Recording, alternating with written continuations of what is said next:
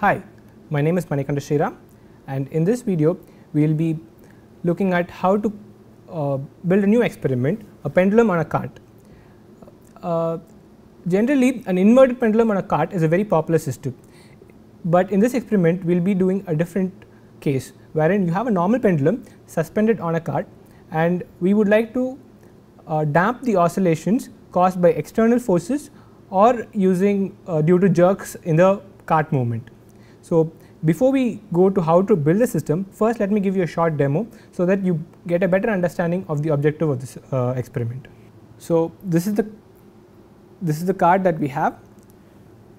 We have the pendulum, and so we have a single motor driving the cart with two wheels connected on a common axle. We have the NXT intelligent brick, and we have a sensor mounted over here, which is the angle sensor. So, this shaft over here is with which the pendulum is hung, and the sensor over here will measure what is the angle made by this with respect to the vertical axis. And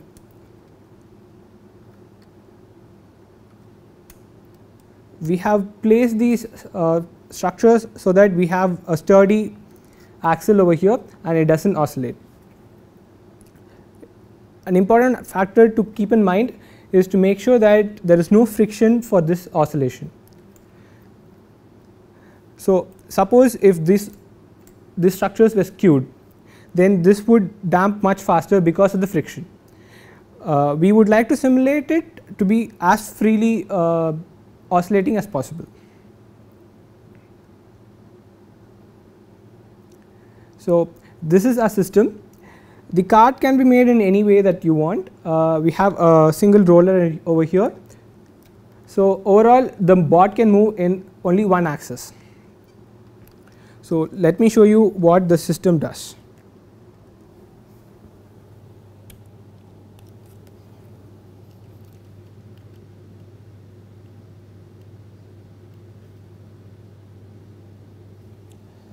As you can see, the pendulum is in the equilibrium position now, and hence the cart does not move. So, let me give an external disturbance to the pendulum.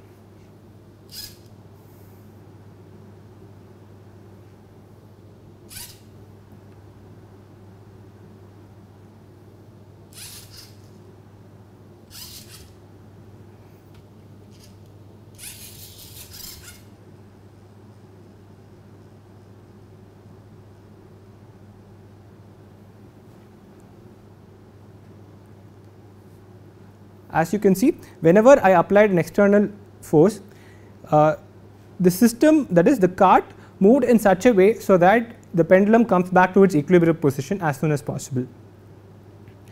So, an application of this is in the movement of crane. Say a crane is picking up an object and transporting it to some other place. So, you do not want the wind or any external forces to oscillate the load too much, because a too much oscillation will cause the load to be dropped. So, what we would want to do is we want the pendulum to not oscillate, and we should be able to move the cart in a linear motion.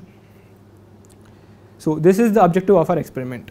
How we are going to approach the problem is based on a paper written by Peter Gautrop. So,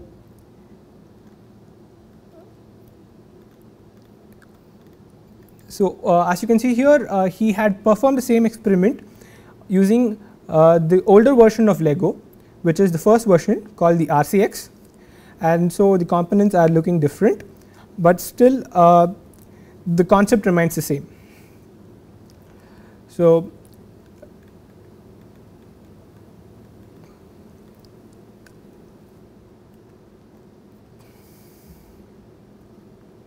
this is the control structure of the system. So, there are three controllers, C1, C2 and C3. So, let us start from the innermost controller. So, what you have here is a velocity control loop. So, you would want the cart alone to be able to move at a given velocity. here the input is velocity and not theta. So, it is not the angular position or the linear position, but it is the linear velocity of the cart. So, how do we achieve this? In the first video which we saw how to make a single motor turn to a desired angular position. Similarly, we can model that system to be able to move at a specific given velocity. We are going to apply the same concepts, and we are going to obtain the transfer function model of the entire cart and design a controller which will make it move at a given velocity. And the next controller is the load position controller. So, the load position is the relative position of the bob, or in this case the load, with respect to the cart. And the third controller is the cart position controller. Let me show you how I have implemented this in Simulink.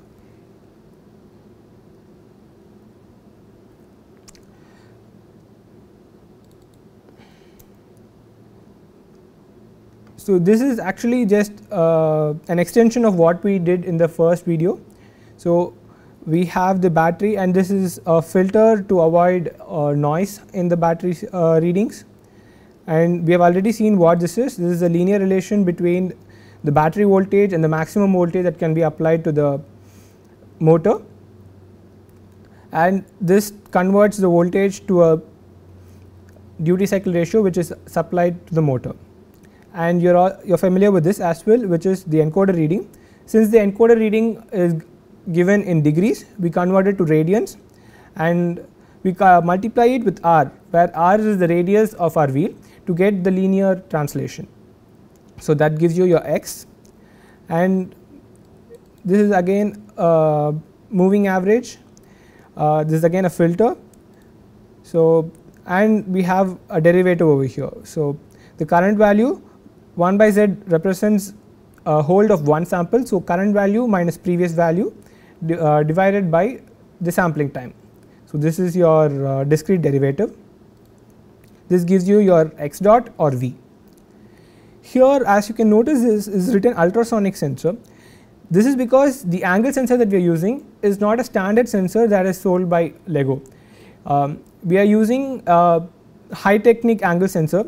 So, the reading can be obtained using the ultrasonic sensor block.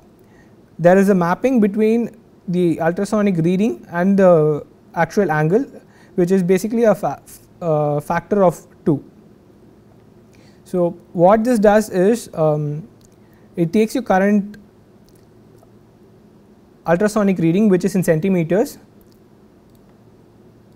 between 0 and 255, but our angle is between 0 and 360. So, there is a mapping wherein 0 to 180 is mapped to 0 to 360. So, 1 centimeter in ultrasonic reading corresponds to 2 degrees. Another factor over here is the angle offset that I am subtracting. So, this is because the phi that we want is different from the angle that the angle sensor gives. So, I will show this to you on the model so that you get a better understanding. Over here, the angle sensor takes a reading with respect to its 0 value. So, but what phi that we want is with respect to this vertical axis.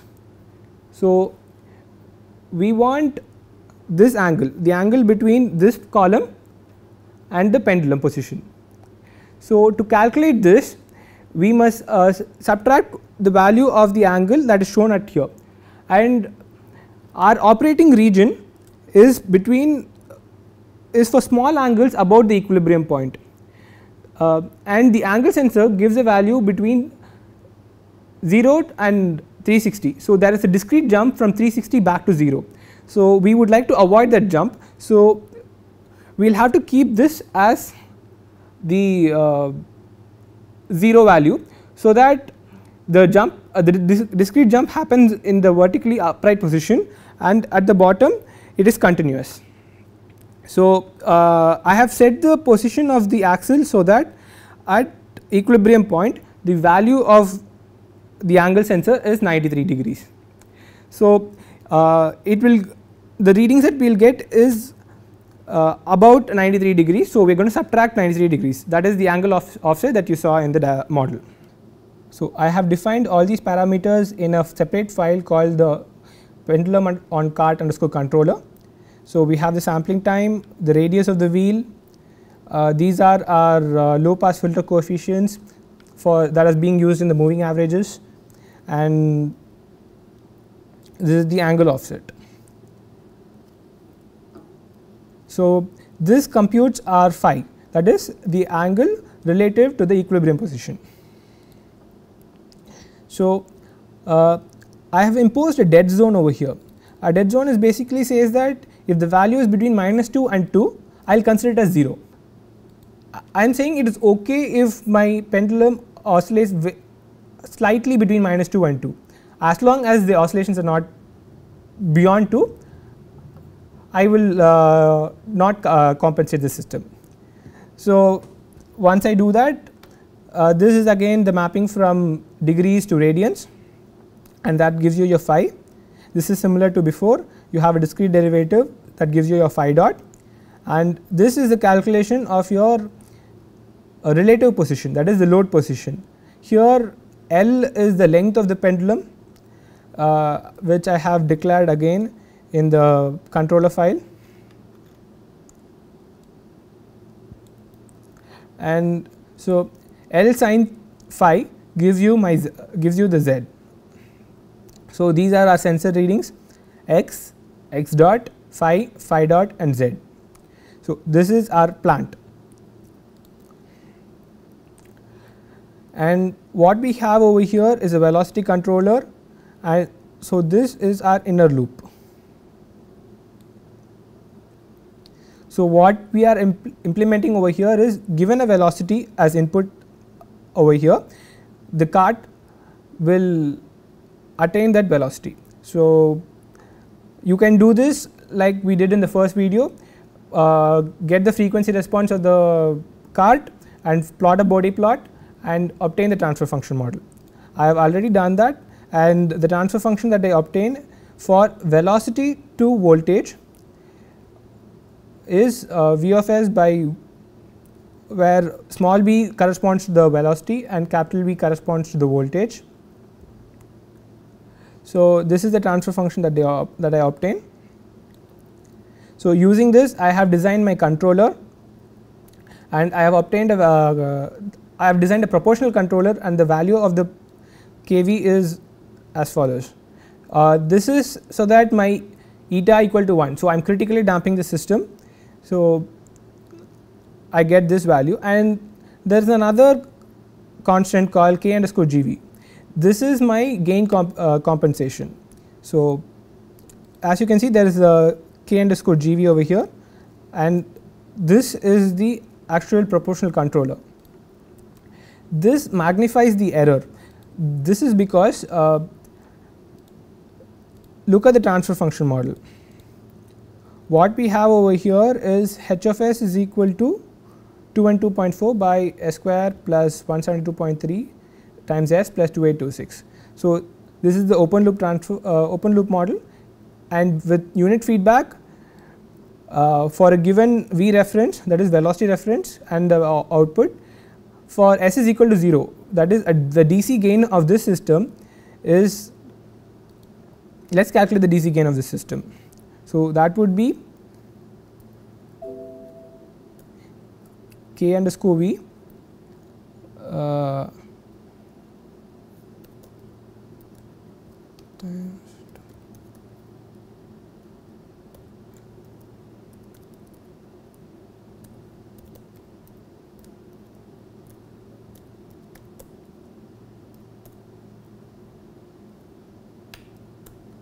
so that is 0.6192. So, but what we want is, we want the velocity to be the same as the reference velocity. So, in order to do that, we compensate the system using a compensator, which is 1 divided by the DC gain. So, which is what I have set as my KGV. So, you can see this the effect of this.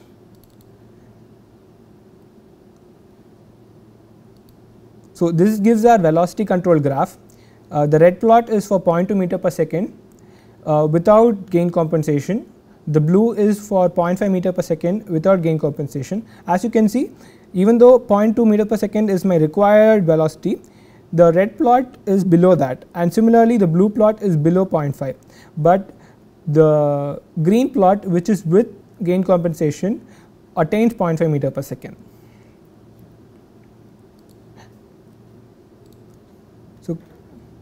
So, as you can see in the paper, this is the velocity control loop. So, they are showing for a 0.2 meter per second square wave a signal. So, now the inner control loop is completed. Next, we need to have the second control loop, which is the load position control, C2. So, this is the crux of the problem. The dynamics of a pendulum on a cart are well known. This equation describes it, where theta is our relative angle. In our case, we consider it as phi. M is the mass of the bob, g is gravity, L sin theta, and v is the velocity of the cart. Here the parameter of interest is v dot. Now, if we linearize this system about the equilibrium point, say consider sin theta to be small, we can take that z as L theta instead of sin theta.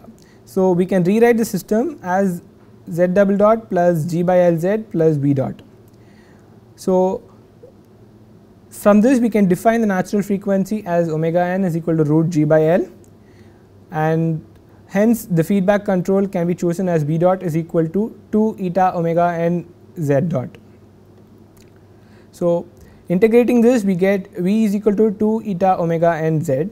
Hence, for a given set point z naught, we can say velocity as 2 eta omega n times z minus z naught. There must be a bracket over here.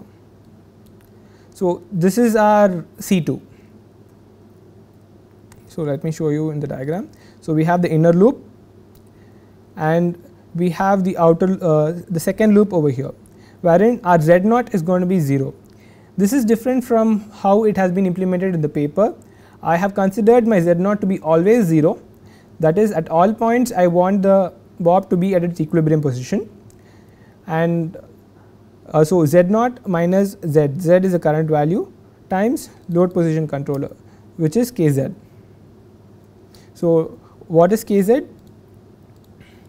It is declared over here, that is 2 times I am considering eta to be 1. So, 2 times omega n 1, which is square root of root g by L. So, I have implemented the controller, and without this we have the system which will always attempt to keep the pendulum at its equilibrium position irrespective of external jerk or external disturbances. So, this is the model that we saw in the start of the class. So, now the outer position control that is given in the paper is different. So, what they are trying to do is they are trying to vary the set point with respect to the cart position. So, instead what we are implementing is to add an offset to the velocity which is given by the position controller. So, this gives you the set point and x is your current x value. So, I have a simple PID controller, and here I am only declaring p, the proportional value. So, let us give a reference signal.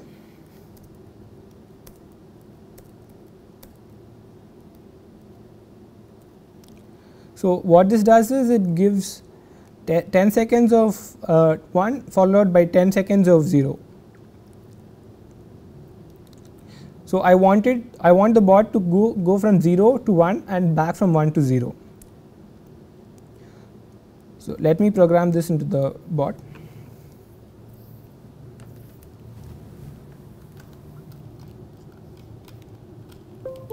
The procedure is same as follows. I am using the deploy to hardware option.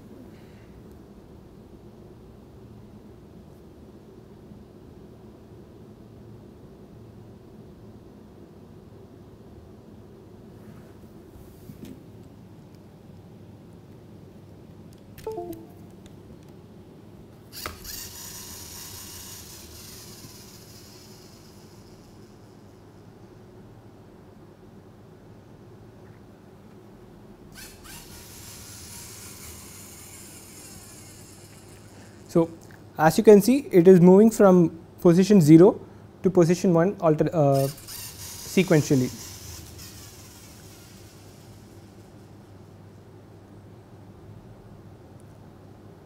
One thing that you notice is when it starts to move, there is a jerk which causes the pendulum to sway, and the cart immediately starts compensating and brings it back to the equilibrium position and continues to move towards destination. So, this is because we have the step response of our cart controller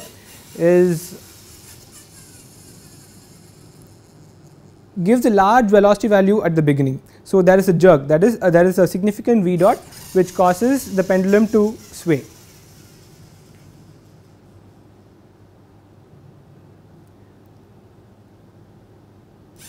So, an improvement to this can be to redesign the cart position controller so that the V dot value at all times is kept as small as possible. Now, if I try to give some disturbance, it compensates and goes back to its position.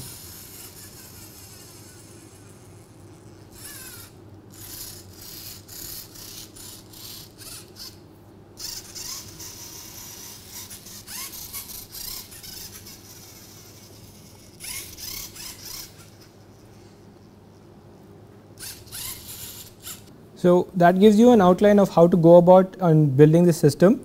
The first important step is to model the frequency response of the cart and to obtain the transfer function, so that you can determine the velocity controller. The rest of the parts are from the values are well known. So, you have the load position controller Kz, which is equal to 2 eta omega n. Given the length of the pendulum, it is fixed, and the cart position controller is a simple proportional controller. You can start giving a small value for KCP and it will work. So, an improvement over this would be to redesign this controller so that, say, you have a smoother step response for the cart position controller, etc. So, that concludes the final video. Thank you for watching.